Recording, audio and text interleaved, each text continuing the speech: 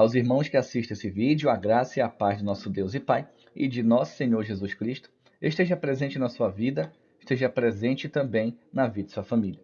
Eu espero que vocês estejam tendo uma ótima semana e que Deus continue abençoando a vida de todos. Mas na quinta-feira, nós temos um estudo da ideia do antitrinitário a pedido de um inscrito. Então, mais uma vez, eu agradeço a seu pedido. E se você tem algum pedido que deseja ver aqui no canal, aqui na descrição vai ter o e-mail do canal. Sinta-se à vontade para fazer seu pedido, tá bom? Eu irei estudar. Se eu não souber sobre o seu pedido, eu irei comprar material, verificar e trazer até vocês, tá bom? Mas antes de iniciarmos, eu estou pegando esse material desse livro aqui, tá bom? Mostrando aos irmãos. Meu amigo Fábio Amaro, muito obrigado, tá bom? Por ter disponibilizado o material e ter mandado até a minha casa um impresso. Que Deus te abençoe e também estará aqui na descrição o link do canal do irmão Fábio Amaro. Vamos ver o que esse maravilhoso estudo tem a nos ensinar.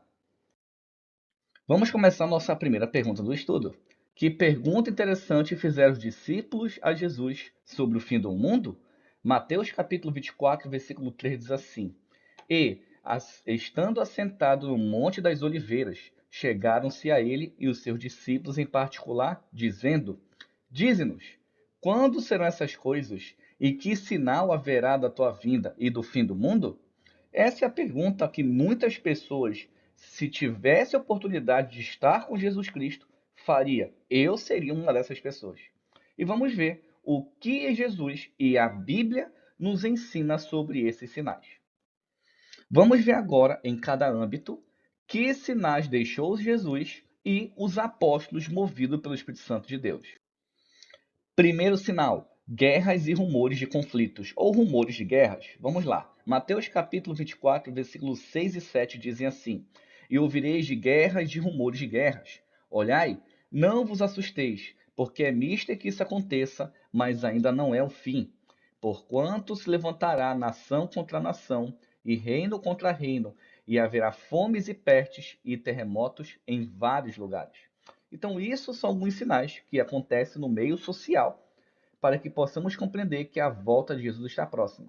Lembrando que esses sinais não representam em si o fim, mas sim o começo do fim. Como diz aqui Mateus 24, 6. Mas ainda não é o fim, é o início. Vamos continuar. O segundo sinal que foi colocado é traições e ódio. Mateus capítulo 24, versículo 10 e 12 dizem assim: Nesse tempo muitos serão escandalizados e trair-se-ão uns aos outros e uns aos outros se odiarão. E, por se multiplicar a iniquidade, o amor de muitos esfriará. Então, o que isso está mostrando? Que haverá escândalos, as pessoas vão odiar umas às outras, e por se multiplicar o pecado, a injustiça, que é a iniquidade, e infelizmente isso acontecerá, o amor irá se esfriar.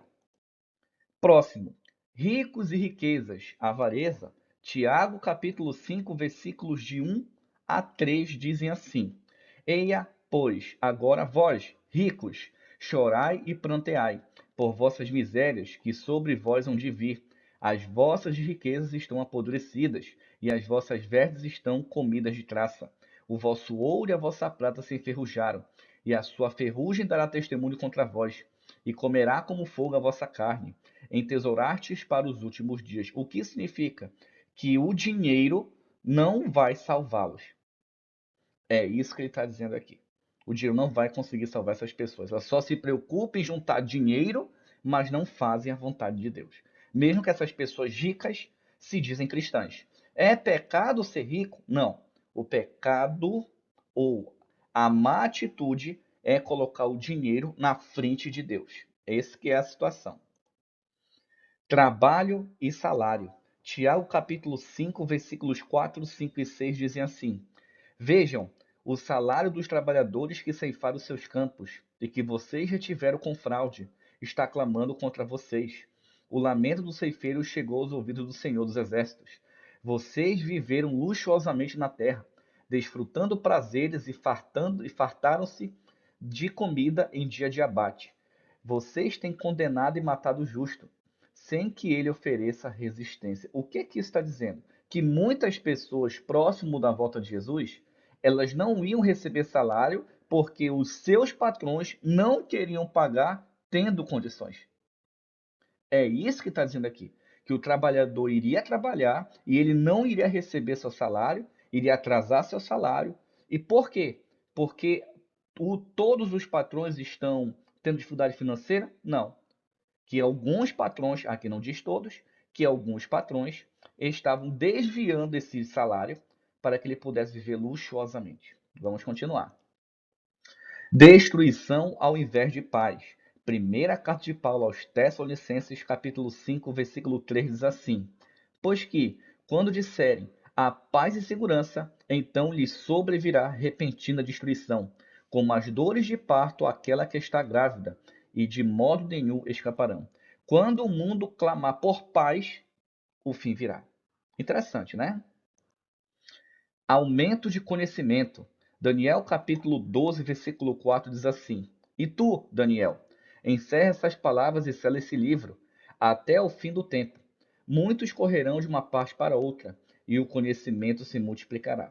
Então, o conhecimento da humanidade irá se multiplicar. Não quer dizer que a humanidade seria sensata. Muito conhecimento nem sempre representa sensatez. Isso eu deixar bem claro aqui. Não adianta ter conhecimento se não põe em prática. Acontecimentos estranhos na natureza. Lucas capítulo 21, versículos 25, 26, 27 dizem assim: Haverá sinais no sol, na lua e nas estrelas. Na terra, as nações estarão em angústia e perplexidade com bramido e agitação do mar. Os homens desmaiarão de terror, apreensivos com o que estará sobrevindo ao mundo, e os poderes celestes serão abalados. Então se verá o Filho do Homem vindo numa nuvem com poder e grande glória. Então percebemos aqui que o Sol, a Lua e as estrelas darão sinais. A Terra ficará angustiada pelo que vai acontecer no mar, o bramido das ondas. A gente entende que essa estação seria um tipo de tsunami, que essa palavra na época não existia, mas nós entendemos isso. E depois de tudo isso, os homens ficaram aterrorizados. Pesado, não? Vamos continuar. Mudança no comportamento humano para perversidade. Segunda carta de Paulo a Timóteo, capítulo 3, versículos 1, 2 e 3 dizem assim: Saiba disto, nos últimos dias sobrevirão tempos difíceis. Os homens serão egoístas, avarentos, presunçosos, arrogantes, blasfemos, desobedientes aos pais, ingratos, ímpios, sem amor pela família, irreconciliáveis, caluniadores, sem domínio próprio, cruéis, inimigos do bem, traidores, precipitados, soberbos, mais amantes dos prazeres do que amigos de Deus, tendo aparência de piedade, mas negando seu poder, afaste-se desses também. 2 Timóteo capítulo 3, versículos 4 e 5. Então todas essas pessoas terão forma de piedade. O que é isso? Vão parecer cristão, vão dizer que é cristão, vão dizer que é de Deus, vão dizer que é ungido, vão dizer que é pastor, vão dizer que é líder, vão dizer que é isso, vão dizer que é aquilo, só tem forma. Mas suas ações são contrárias à palavra de Deus. Infelizmente, né? Vamos continuar. Próximo sinal, a apostasia. Segunda carta de Paulo a Tessalonicenses, capítulo 2, versículo 3, diz assim: Ninguém de maneira alguma vos engane, porque não será assim sem que antes venha a apostasia, e se manifeste o homem do pecado, o filho da perdição. O que é apostasia? O falso evangelho. O evangelho de Antigo Testamento é abolido. O importante é o amor. Esse falso evangelho. Pessoa que diz iPhone, que diz aquilo, essas teorias, não sei de onde tira. Isso é apostasia. E essa apostasia representa também o anticristo. Interessante, né? Vamos continuar. Homossexualidade e paixões descontroladas. Eu não estou aqui para falar mal, para dizer nada. É apenas os sinais da volta de Jesus Cristo. E a Bíblia diz que o aumento aconteceria. Romanos 1, 24 e 25 dizem assim: Por isso Deus entregou a impureza sexual, segundo os seus desejos pecaminosos do seu coração, para a degradação do seu corpo entre si. Trocar a verdade de Deus pela mentira, e adorar e servir as coisas e seres criados em lugar do Criador, que é bendito para sempre. Amém. Romanos 1, versículo 26 e 27 dizem assim: Por causa disso, Deus entregou a paixões vergonhosas. Até suas mulheres trocaram suas relações sexuais naturais por outras contrárias à natureza. A natureza aqui é a criação divina. Da mesma forma, os homens também abandonarão as relações naturais com a mulher e se inflamaram de paixões uns pelos outros. Começaram a cometer atos indecentes, homens com homens, e receberão em si mesmos o castigo merecido pela sua perversão. Então, nos últimos dias vai ser comum o aumento, né, de pessoas que defendem o movimento e que são desse movimento. Mais uma vez, eu não tenho nada contra. Isso aqui é apenas mostrando os sinais da volta de Jesus Cristo. Engano através de sinais e prodígios. Mateus capítulo 24, versículo 24 e Apocalipse 16, 14 dizem assim: Pois aparecerão falsos cristos e falsos profetas, que realizarão grandes sinais e maravilhas, para, se possível, enganar até os eleitos. Porque são espíritos de demônio que fazem prodígios, os quais vão ao encontro dos reis da terra e de todo o mundo, para o congregar para a batalha naquele grande dia do Deus Todo-Poderoso. O que significa isso? Muitas pessoas hoje, elas têm uma vida em pecado, no sentido de viver uma vida libertinosa, não obedece à palavra de Deus e diz que cura em nome de Jesus Cristo. E essa pessoa que diz que cura, lembrando que não são todos que são falsos profetas, não são todos que utilizam os prodígios de maneira equivocada, deixando bem claro aqui, mas essas pessoas, infelizmente, algumas delas, utilizam sinais e maravilhas e elas acham que é Deus que está fazendo isso. Não é. Pregam um falso evangelho, pegam coisas contrárias à Bíblia. Devemos tomar muito cuidado com esses sinais. Falsos profetas e heresias, Mateus 24, 24 e 2 Pedro 2:1. Pois aparecerão falsos cristos e falsos profetas, que realizarão grandes sinais e maravilhas, para, se possível, enganar até os eleitos, até os salvos serem enganados. E também houve entre o povo falsos profetas, como entre vós haverá também falsos doutores, que introduzirão encobertamente heresias de perdição, negarão o Senhor que os resgatou, trazendo para si mesmo repentina destruição. Então, cuidado com o que você tem se alimentar na internet com pregações, porque aqui diz que tem falsos líderes pregando coisas que não estão na Bíblia ou deturpando o versículo. Muito cuidado com isso. Vamos continuar. Ensino de fábulas. 2 Timóteo capítulo 4, versículo 4 diz assim: E desviarão os ouvidos da verdade, voltando às fábulas. Quando você vai para a igreja, o pastor começa a contar a história de um sapo surdo, começa a contar a história de fulano, começa a contar a história de Belclano, e não está pregando a Bíblia, é uma fábula. Saia desse local, não assista mais a pregação dessa pessoa e procure pessoas que pregam corretamente. Próxima pergunta. Qual é o último sinal a ser cumprido? Mateus 24, 14 diz assim: E este evangelho do reino será pregado em todo o mundo, em testemunho a todas as nações, então virá o fim. Por isso temos que pregar o evangelho sempre. Vamos continuar. Há pessoas que duvidam da volta de Cristo e até zombam daqueles que creem nisso. Como elas, cumprem também a profecia? 2 Pedro capítulo 3, versículo 3 e 4. Antes de tudo, saibam que, nos últimos dias, surgirão escarnecedores zombando e seguindo suas próprias paixões. Eles dirão: O que houve com a promessa da sua vinda? Desde que os antepassados morreram, tudo continua como desde o princípio da criação. Inclusive, tem declarações de líderes religiosos de grandes denominações dizendo que Jesus não voltará.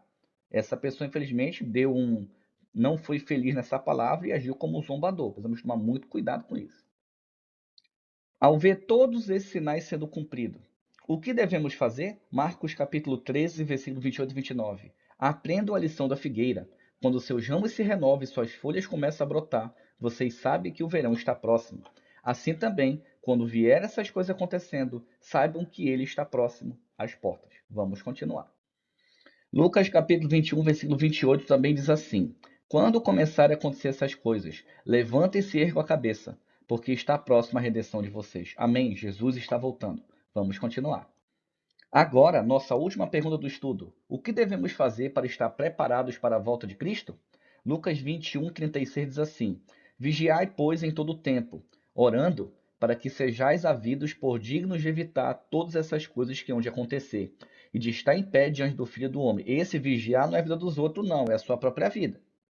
Deixa que cada um vai se ver com Deus. O problema hoje do cristão é olhar para o próximo, para o jardim do próximo e não olhar para a sua vida. Deixa os outros para lá. Se concentre em você, tá? Então, que Deus continue te abençoando, a todos os irmãos também. Um ósculo santo a todos.